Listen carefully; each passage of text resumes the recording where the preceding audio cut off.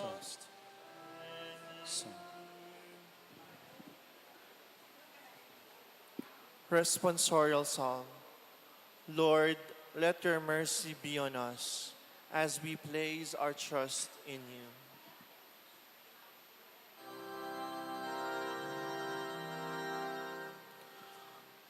Lord, let your mercy be on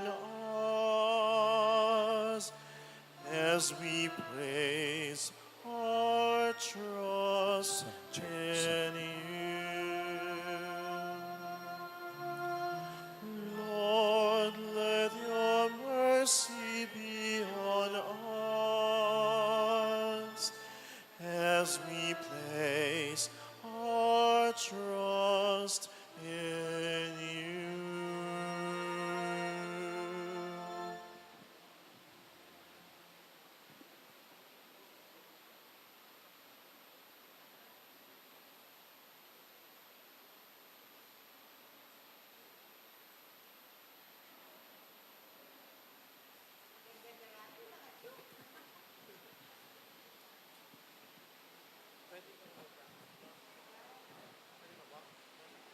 Responsorial Psalm.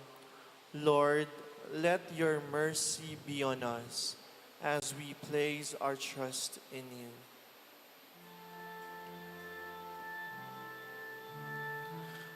Lord, let your mercy be on us as we place our trust in you. Lord, let your mercy be on us as we place our trust in you.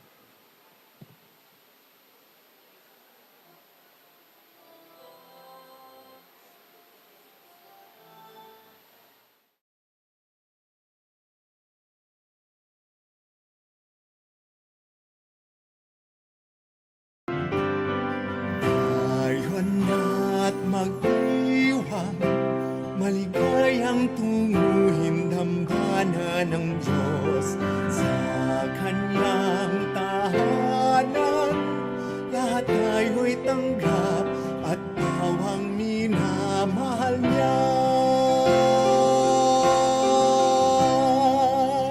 Ngayon na't magdiwang, maligayang tunguhin dambana ng Diyos sa kanyang tahanan. Lahat tayo'y tanggap at bawang minamahal niya. Tayo na at magdasal na maghari sa tanan. Ang katatagan, kapayapaan sa hirang niyang sambayanan. Tayo na't magdiwang, maligayang tunguhin dambana ng Diyos sa kanyang tahanan. Lahat tayo'y tanggap at bawang minamahal niya.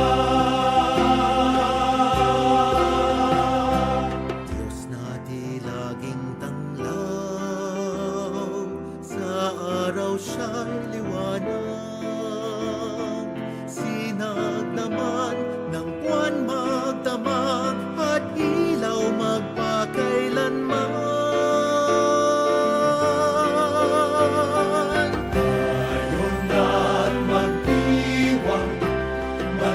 maligayang tumuhin dambana ng Diyos sa Kanyang tahanan.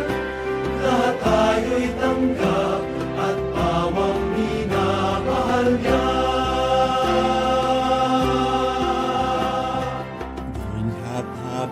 Hayaan, irong niyang sambayanan, ulong niya'y laging maaasahan, pag-ibig niya laging tapat. Tayo na't magdiwang, maligayang tumuhin dambana ng Diyos sa Kanyang tahanan. Lahat tayo'y tanggap at pawang minamahal niya. Ibig ko na mirabang at ang inyong katawan, at kakasalay limutin at buhay namin tubusin. Ngayon na't magdiwang, maligayang tumuhin dambana ng Diyos sa Kanyang tahanan. Lahat tayo'y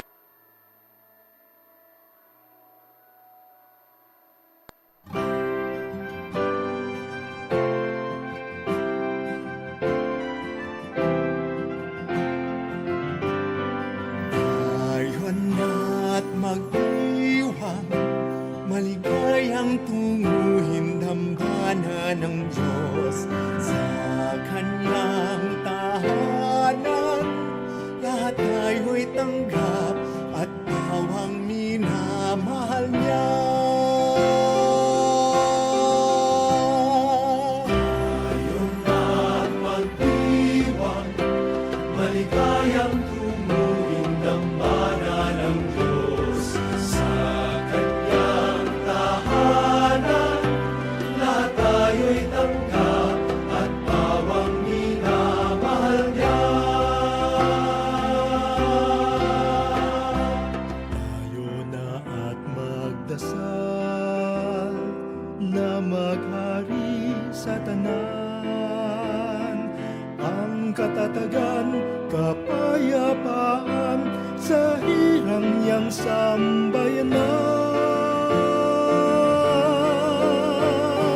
Tayo na't magdiwang, maligayang tumuhin dambana ng Diyos sa Kanyang tahanan. Lahat tayo'y tanggap at pawang minamahal niya. Diyos na di laging tanglaw, sa araw siya'y liwanag. Sinag naman ng buwan magdamag at ilaw magpakailanman. Tayo na't magdiwang, maligayang tumuhin dambana ng Diyos sa Kanyang tahanan. Lahat tayo'y tanggap at pawang minamahal niya.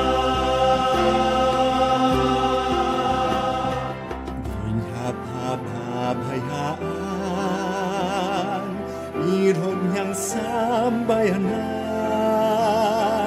ulong niya'y laging maaasahan, pag-ibig niya laging tapat.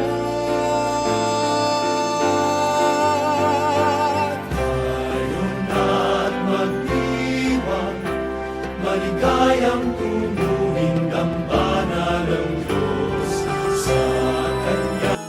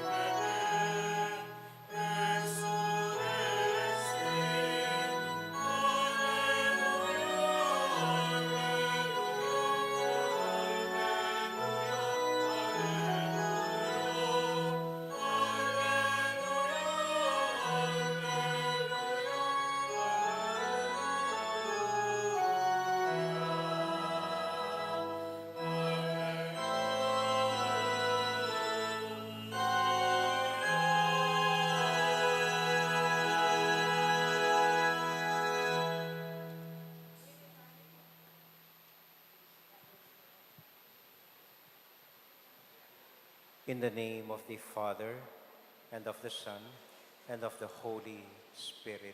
Amen. The peace and love and joy of the risen Lord be with you all. And with your spirit. My dear friends, we come with humility and love before the image of our dear Mother, Our Lady of Lourdes, and ask the Lord to bless us, our petitions, and our prayers. Let us ask the Lord for healing of all our sick brothers and sisters. And so that we may be worthy in this our offering of our Holy Mass, we pause in silence for a while, call to mind our sins, and humbly ask the Lord's pardon and mercy.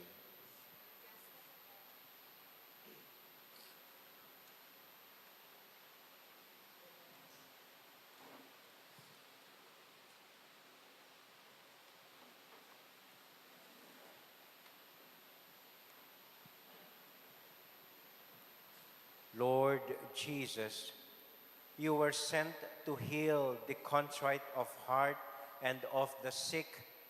Lord, have mercy. Lord, have mercy. Lord Jesus, you came to call sinners and all those in need of healing. Christ, have mercy. Christ, have mercy. Lord Jesus, you are seated at the right hand of the Father with your dear Mother. Lord, have mercy. Lord, have mercy.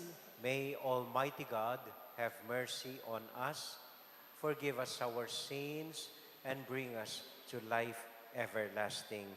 Amen. Amen. Let us now give glory to our God.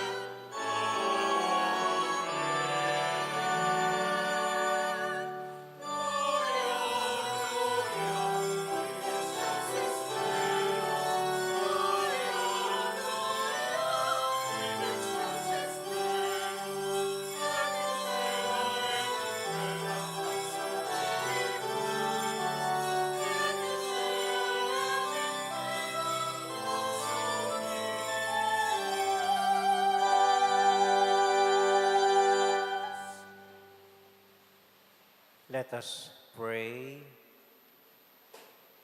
Almighty and ever-living God, constantly accomplish the Paschal mystery within us, that those you were pleased to make new in holy baptism may under your protective care bear much fruit and come to the joys of life eternal. These we ask through Christ our Lord. Amen.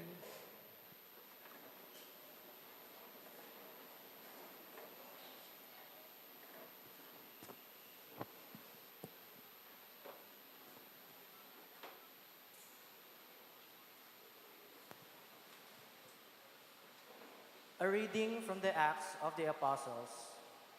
As the number of disciples continued to grow, the Hellenists complained against the Hebrews because their widows were being neglected in the daily contribution. So the 12 called together the community of the disciples and said, "It is not right for us to neglect the word of God to serve at table. Brothers, select from among you 7 reputable men filled with the Holy Spirit and wisdom, whom we shall appoint to this task, whereas we shall devote ourselves to prayer and to the ministry of the word." The proposal was accepted to the whole community. So they chose Stephen, a man filled with the faith and the Holy Spirit. Also Philip, Prochorus, Nicanor, Timon, Parmenas, and Nicholas of Antioch, a convert to Judaism. They presented these men to the apostles, who prayed and laid hands on them. The word of God continued to spread, and the number of disciples in Jerusalem increased greatly. Even a large group of priests were becoming obedient to the faith. The word of the Lord. Thanks be to God.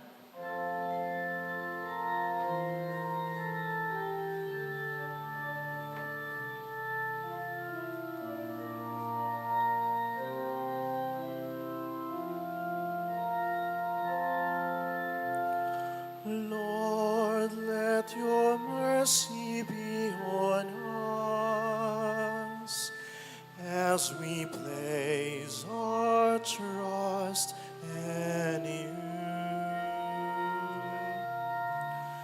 Lord, let your mercy be on us as we place our trust in you.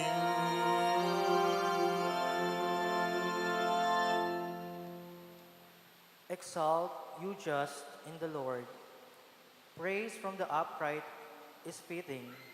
Give thanks to the Lord on the harp. With the 10-stringed lyre, chant his praises.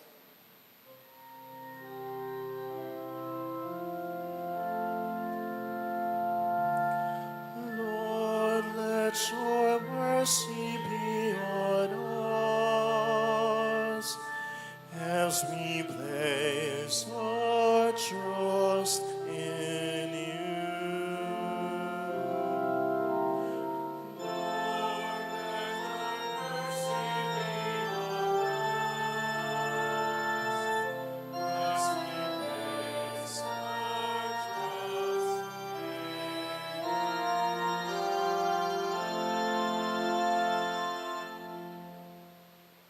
Upright is the word of the Lord, and all his works are trustworthy. He loves justice and right. Of the kindness of the Lord, the earth is full.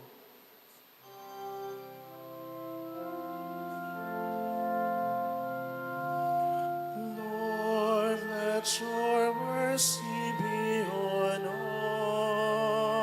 us as we place our trust in you.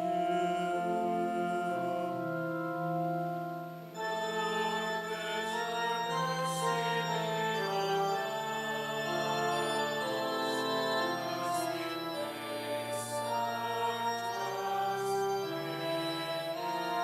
trust in you. the eyes of the Lord are upon those who fear him, upon those who hope for his kindness, to deliver them from death and preserve them in spite of famine.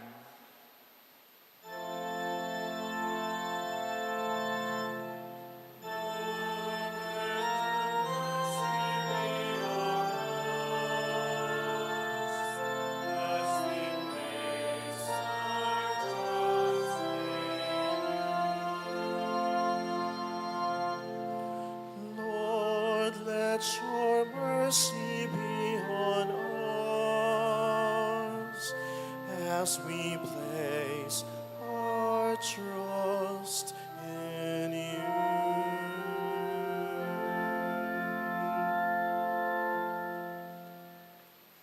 A reading from the first letter of St. Peter.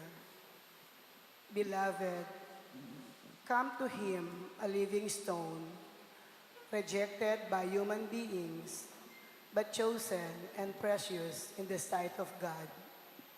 And like living stones, let yourselves be built into a spiritual house, to be a holy priesthood, to offer spiritual sacrifices acceptable to God through Jesus Christ. For it says in Scripture, behold, I am laying a stone in Zion, a cornerstone, chosen and precious, and whoever believes in it shall not be put to shame. Therefore, its value is for you who have faith, but for those without faith, the stone that the builders rejected has become the cornerstone, and a stone that will make people stumble, and a rock that will make them fall. They stumble by disobeying the word, as is their destiny. You are a chosen race, a royal priesthood, a holy nation, a people of his own, so that you may announce the praises of him who called you out of darkness into his wonderful light. The word of the Lord. Thanks be to God.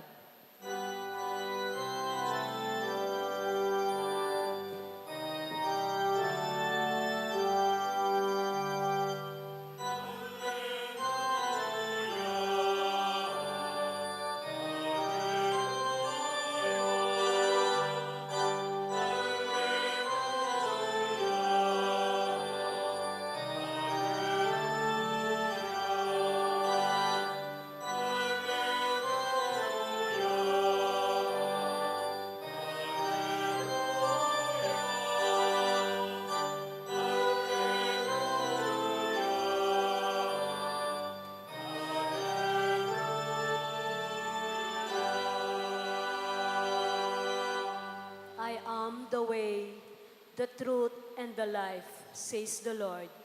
No one comes to the Father except through me.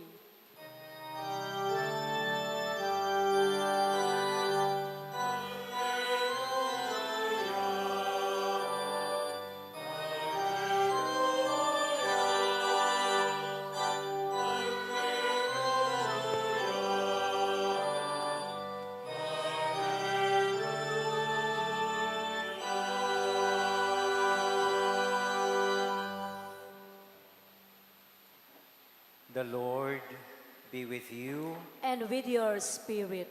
A reading from the Holy Gospel according to John. Glory to you, O Lord.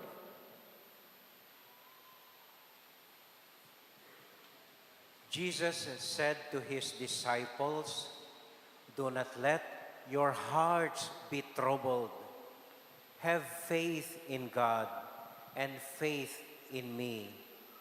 In my Father's house there are many rooms.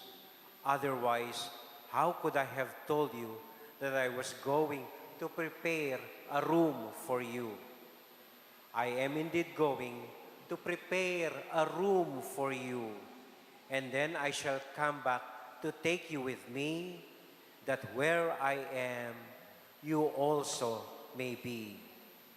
You know the way that leads to where I go.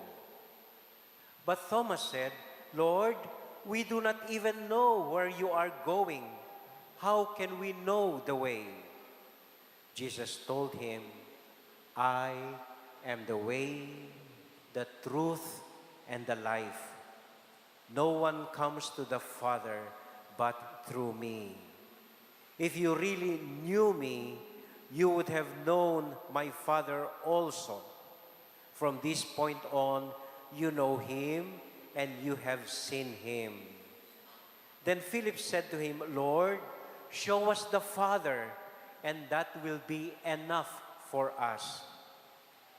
Philip, Jesus replied, after I have been with you for so long, you still do not know me? Whoever has seen me has seen the Father. How can you say, show us the Father? Do you not believe that I am in the Father and the Father is in me? The words I speak are not spoken of myself. It is the Father who lives in me, accompanying his works. Believe me that I am in the Father and the Father is in me. Or else believe because of the works I do. I solemnly assure you, the man who has faith in me will do the works I do, and greater far than these. And why?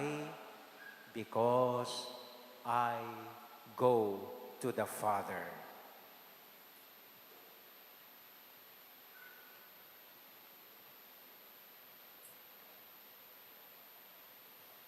My dear friends, the Gospel of the Lord. Praise to you, Lord Jesus Christ.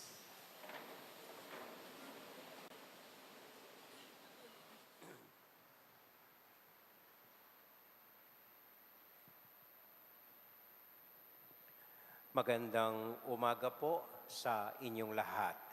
Magandang umaga po, Among. Salamat po. Kumusta po kayo? Kumusta po kayo? Mabuti rin po. Salamat po.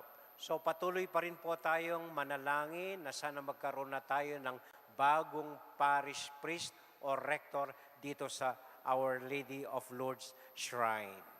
Balita ko may napili na yata ang obispo. Baka next week may bago na kayong kura paroko. And we continue to pray for the late Father Fair who has been our past parish priest. Okay. So punta muna tayo sa Ebanghelyo. Okay lang pong Tagalog. Kahit English yung misa at Kapampangan tayo, so we go in between Tagalog po. Okay lang? Okay. So, ang dami pong pwedeng pag-usapan sa Ebanghelyo. Pero hindi po natin titignan yon. Una, hindi natin pag-uusapan yung maraming kwarto sa bahay ng tatay ko, sabi ni Lord. Manalangin tayo na matagal pa yon. Hindi muna tayo pupunta sa kwarto natin sa langit. At pag nangyari yon, ibig sabihin, mamatay na tayo. Pag nagkanoon, hindi natin problema ang kwarto. Ibang tao nang problema doon at Diyos na ang may problema doon sa kwarto natin. Okay, so we won't talk about that. And we also won't talk about yung sabi ni Jesus, I am the way, the truth, and the life. Ay, nadinig na po natin yan. Marami na tayong nadinig na humilya tungkol doon. So, anong pag-uusapan natin? Simple lang po. Yung sabi ni Lord, I am in the Father, and the Father is in me. Ako ay nasa Ama, at ang Ama ay nasa akin. Ako at ang Ama ay iisa.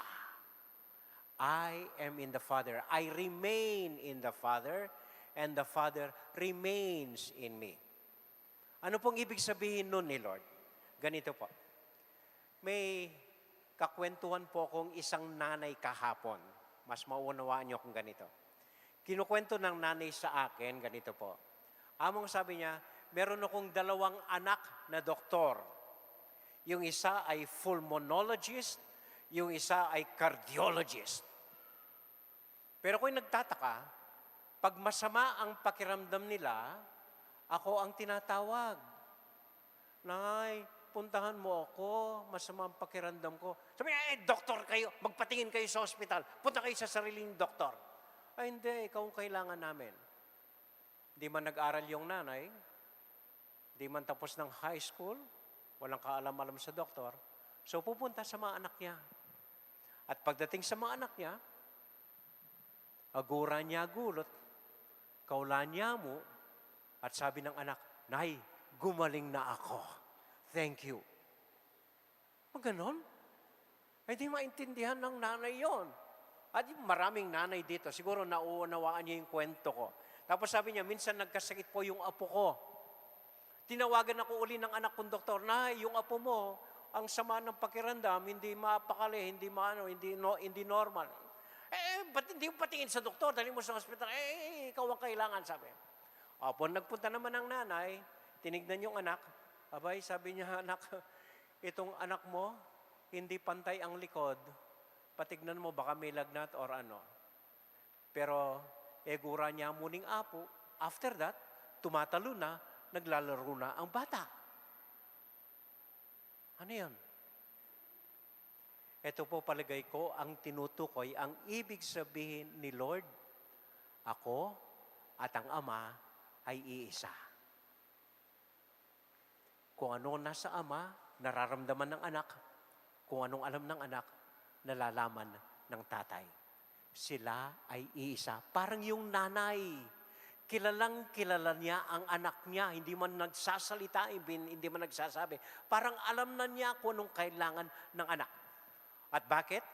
Dahil magkakilala sila, mag-text sila, nag-aral sila. Hindi po. Merong mas matinding relasyon ang nanay sa anak. Yung bang sinasabi nilang up close and personal yung pakikipag-ugnayan nila. They know each other personally, kung ano nararamdaman, ang dumadaan sa isipan nila, magkaisa ang damdamin nila. Ito po siguro ang ibig sabihin ni Lord, I and the Father are one. May isa pong kwento pa, lola ng kaklase ko. Minsan daw nagluluto itong lola niya, naghihiwa ng mga gamit sa kusina. Nang makita niya, kulang pa ng isang ingredient. So tinawagan niya yung asawa niya, Lolo, pakipunta sa palengke, bili mo ko ng ganito, kulang ang linuluto ko. Sandali lang, punta ka. Anong problema, sabi ng lolo, kinuha yung jeep, nagmaneho, pumunta sa palengke upang bilhin kung anong kailangan ng lola. And then after a while, yung lola, habang naghihiwa, biglang, may nangyari sa lolo nyo, tignan nyo, hanapin nyo, may nangyari sa lolo nyo.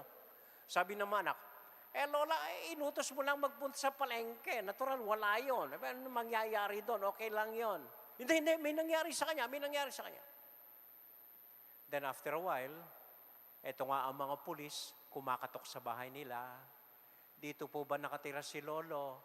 May nangyari po, minor accident sa kanya. Paano nalaman ng lola? Wala man nagsabi sa kanya. Paano niya nalaman? Simple. Dahil ang lolo ay nasa lola at ang lola ay nasa lola. Iisa ang damdamin nila. Magkadugtong ang damdamin nila. Kilalang kilala nila ang isa't isa. Ako po'y naniniwala, ito ang tinutukoy ni Lord. Magkakilala si Lord at ang Ama. Iisang damdamin, talagang alam nila kung anong sinasabi, anong dumadaan sa isipin nila, anong nangyayari sa isa't isa. Kahit magkalayo ang katayuan nila. Magkakilala silang magkakilala. A close, personal relationship with one another.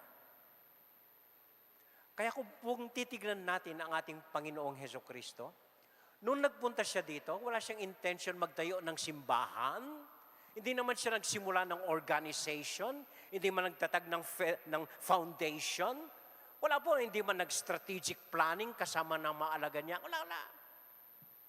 Anong ginawa niya? Anong purpose ni Lord na nagpunta sa atin? Upang makilala tayo up close and personal. Yun lang pong intention niya.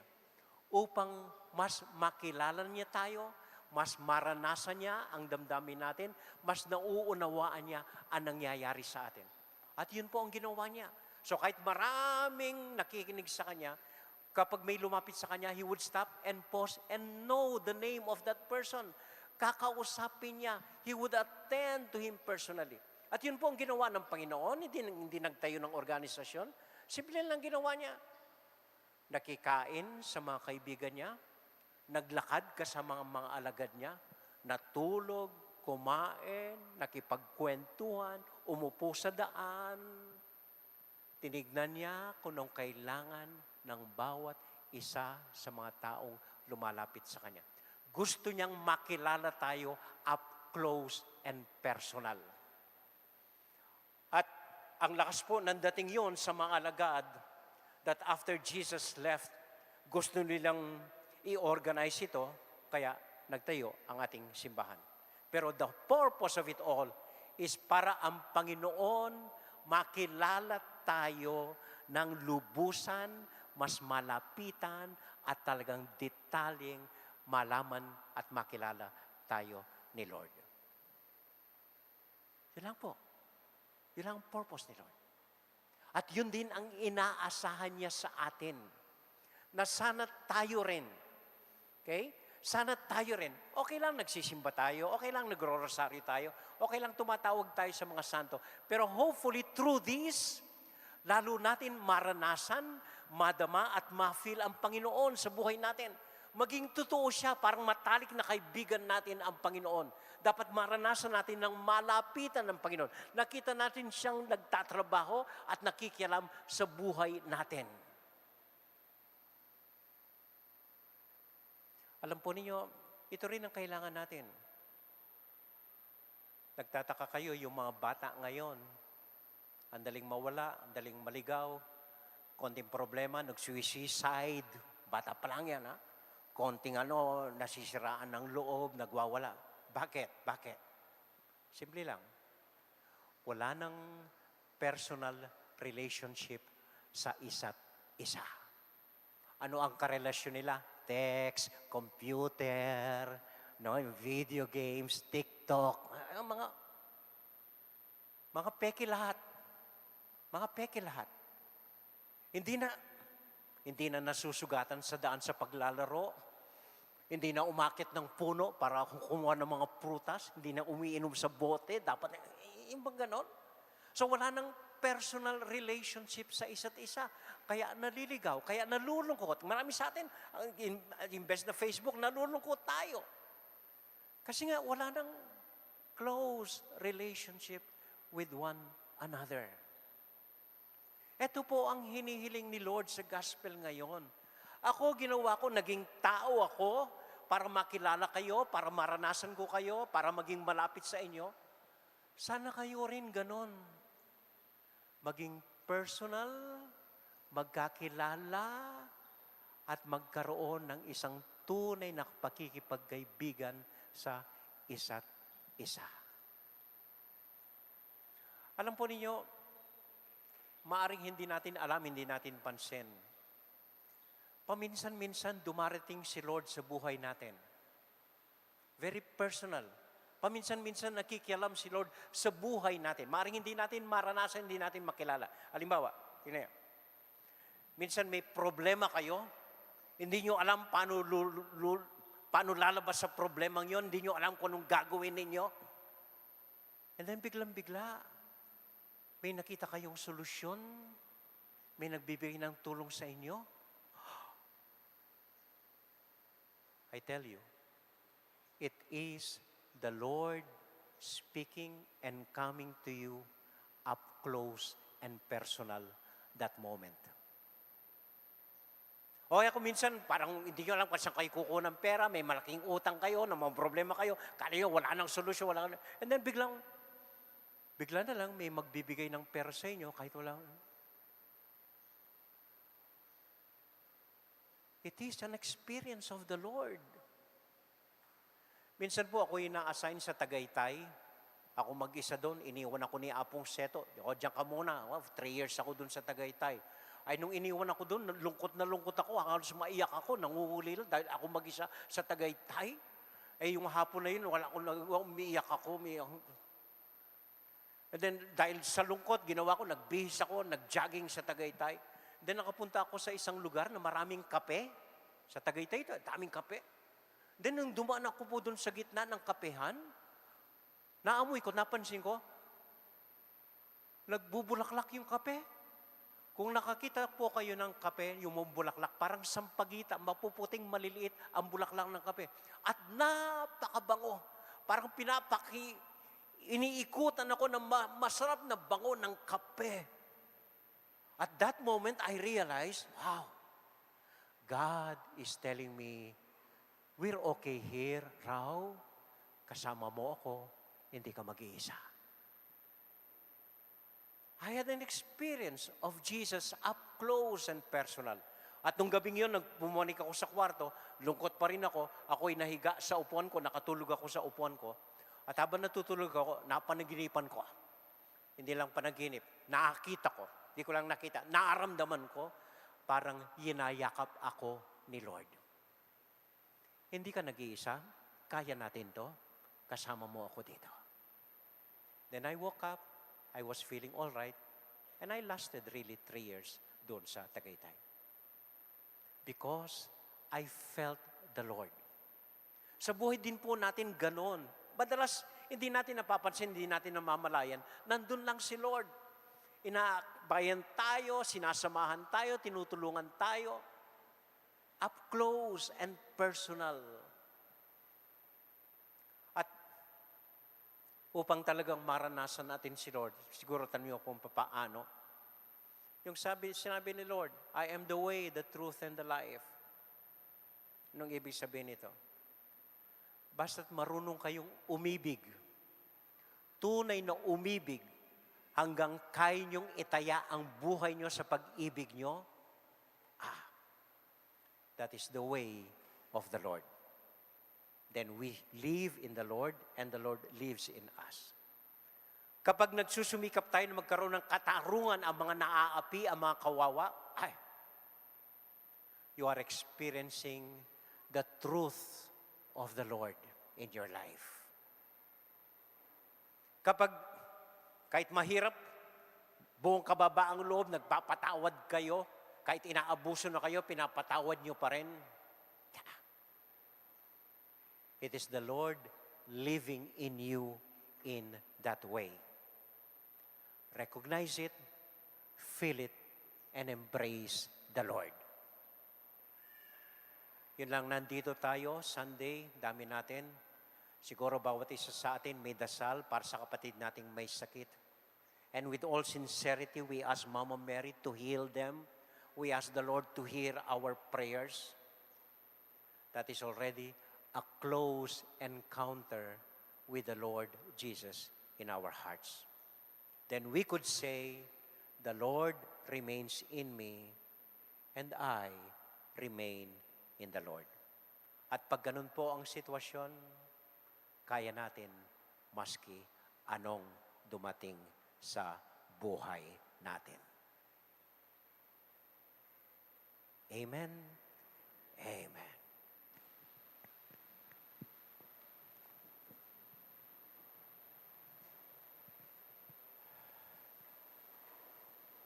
We now profess our faith. I believe in God, the Father Almighty, creator of heaven and earth, and in Jesus Christ, His only Son, our Lord, who was conceived by the Holy Spirit, born of the Virgin Mary, suffered under Pontius Pilate, was crucified, died, and was buried. He descended into hell. On the third day, He rose again from the dead. He ascended into heaven and is seated at the right hand of God the Father Almighty. From there He will come to judge the living and the dead. I believe in the Holy Spirit, the Holy Catholic Church, the communion of saints, the forgiveness of sins, the resurrection of the body, and life everlasting. Amen. We now lift up our prayers to the Lord as we ask Him, Lord, hear our prayer. All of us. Lord, hear our prayer. for God's chosen and consecrated people, that the Church may always offer prayerful and reverent worship, let us pray to the Lord. Lord, hear our prayer. For the rulers of nations, that they may recognize the service provided by the Church, and so respect our rights and freedom, let us pray to the Lord. Lord, hear our prayer. For people stumbling on their search for faith, that they may come to God through Jesus Christ, the only way to the Father, let us pray to the Lord. Lord, hear our prayer. For ourselves as living stones in a spiritual house, that we may work with the energy and courage of the Holy Spirit, let us pray to the Lord.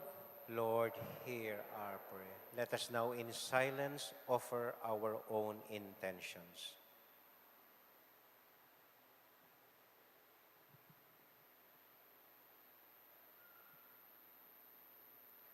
God, our Father, bless all our prayers.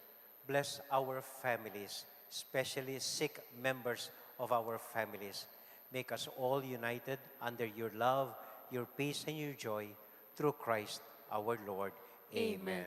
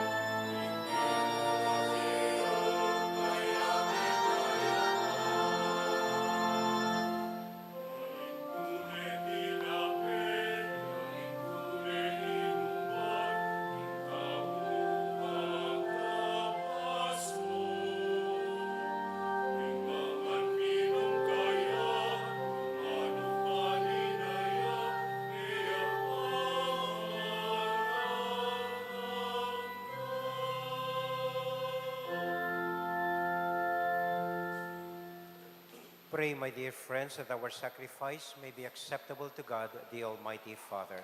May the Lord accept the sacrifice at your hands for the praise and glory of his name, for our good and the good of all his holy church. O God, who by the wonderful exchange effected in this sacrifice have made us partakers of the one supreme Godhead, grant, we pray, that as we have come to know your truth, we may make it ours by worthy way of life through Christ our Lord. Amen. The Lord be with you. And with your spirit, Lift up your hearts. we lift them up to the Lord. Let us give thanks to the Lord our God. It is right and It is just. truly right and just, our duty and our salvation at all times to acclaim you, O Lord, but in this time above all, to laud you yet more gloriously when Christ our Passover has been sacrificed. By the oblation of his body, he brought the sacrifice of all to fulfillment in the reality of the cross, and by commending himself to you for our salvation, showed himself the priest, the altar, and the lamb of sacrifice. And so with all the choirs of angels, we sing forever the hymn of your glory.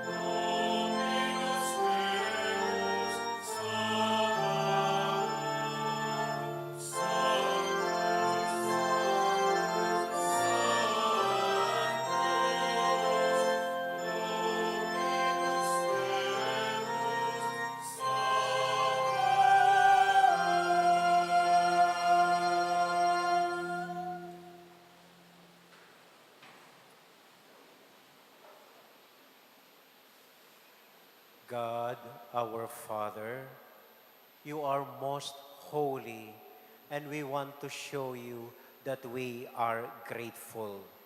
We bring you this bread and wine and ask you to send your Holy Spirit to make these gifts into the body and blood of Jesus, your Son. Then we can offer to you what you have given us. On the night before he died, while having supper with his friends, Jesus took bread from the table. He gave you thanks and praise.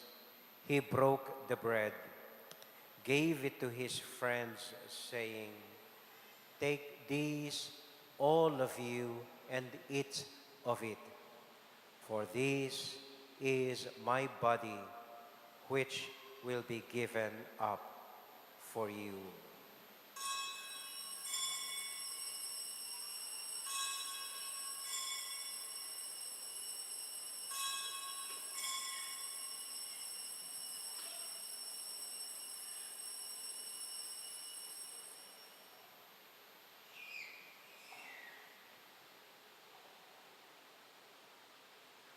When supper was ended, Jesus took the cup.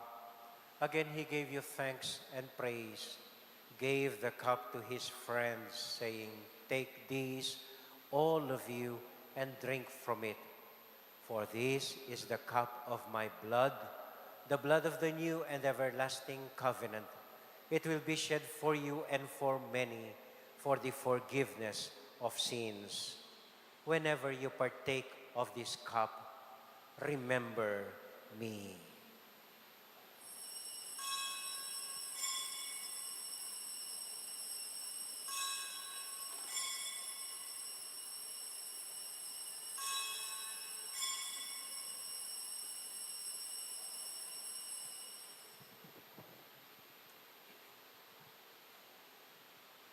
We now remember Jesus, and so we joyfully proclaim the mystery of faith.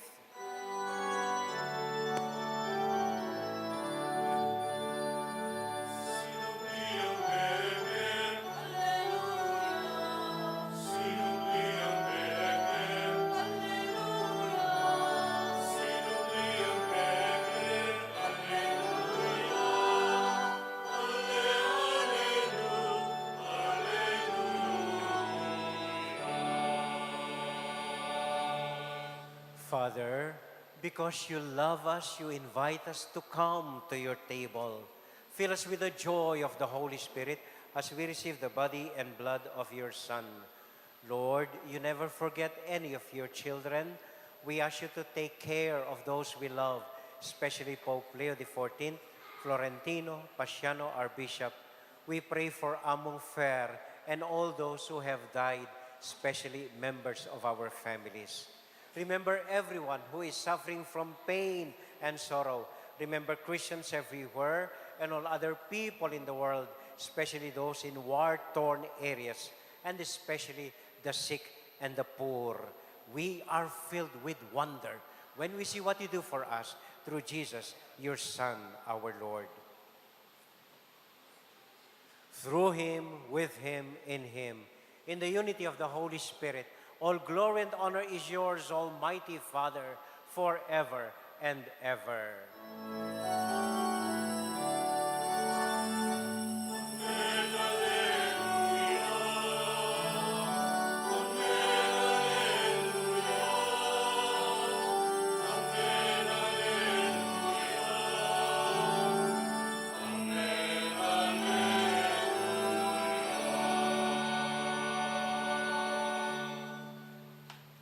Ngayon po bilang isang pamilya, sabay-sabay tayong manalangin para sa isa't isa sa panalangin iniwan sa atin ng Panginoon.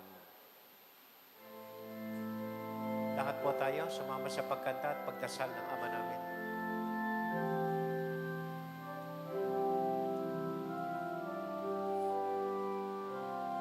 Everybody.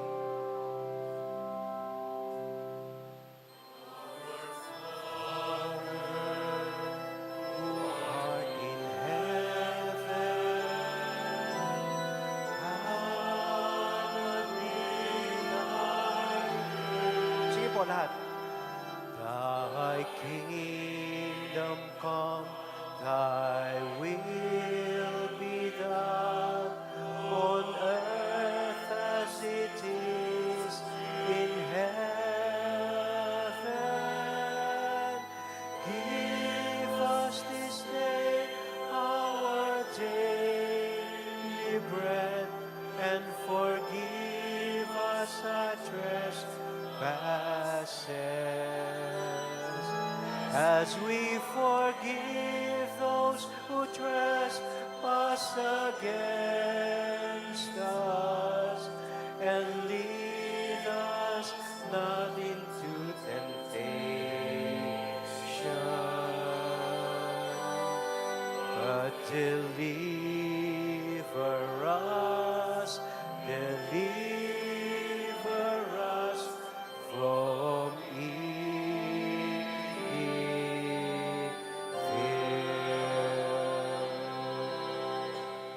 Deliver us, Lord, from every evil and grant us peace in our day. In your mercy, keep us always free from sin and protect us from all anxiety and stress as we wait in joyful hope for the coming of our Savior, Jesus Christ.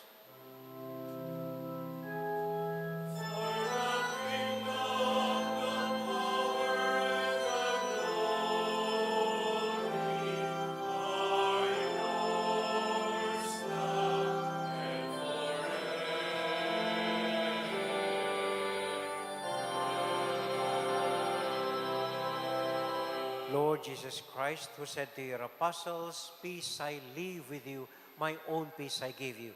Lord, look not on our sins, but on the faith of your church, and grant us the peace and unity of your kingdom, where you live forever and ever. Amen. The peace and love and joy of the risen Lord be with you all.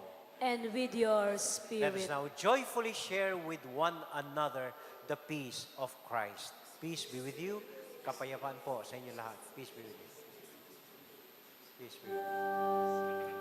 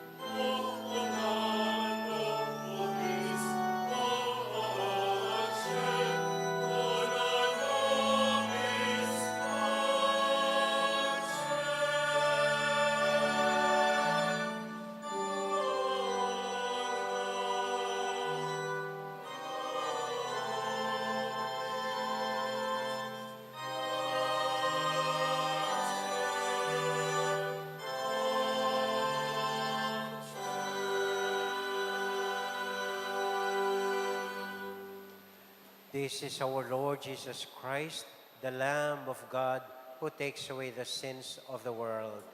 Happy are we who are invited to receive him. Lord, I am not worthy that you should enter under my roof, but only say the word, and my soul shall be healed.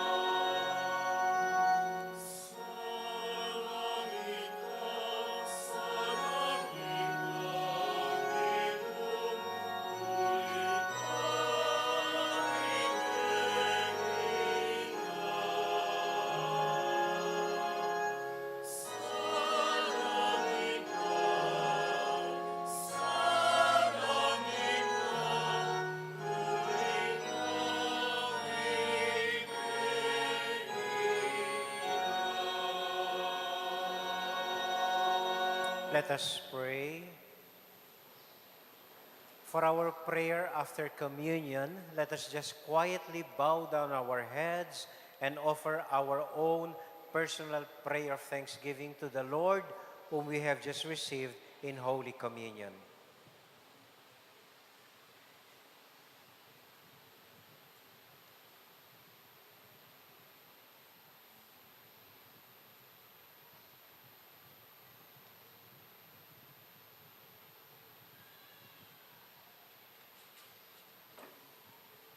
All this, O Lord, we ask and we offer through Christ our Lord.